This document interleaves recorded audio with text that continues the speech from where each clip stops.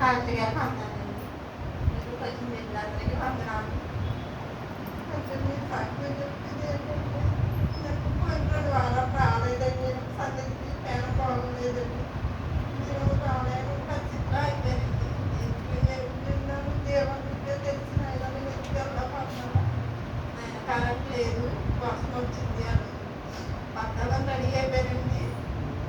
మళ్ళీ ఉద్యోగం రావాలనిపించింది, ఉద్యోగం మానేయాలనిపించింది. ఈరోజు మా ఆయన గారు కరెంట్ లేదు వెళ్తాను అనుకుంటాను. ఈరోజు ఎలా నష్టమే మీద ఉన్నానండి. మానేసానండి. మరి మానేసిన వాళ్ళంతా చాలా బాధపడ్డానండి. మరి మానేసాను ఏంటంటే నేను ఏ రోజు వెళ్తాను ఈరోజు వెళ్ళలేదని కూర్చోడానికి మానేసానండి. క్షమించమని అడిగాను.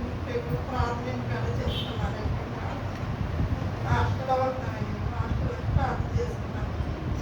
మధ్యవారం వస్తామంటే మధ్యవారం కూడా కుదరలేదండి. మానేసాను. మిమ్మల్ని రేపు మా అన్నయ్య పుట్టినరోజండి.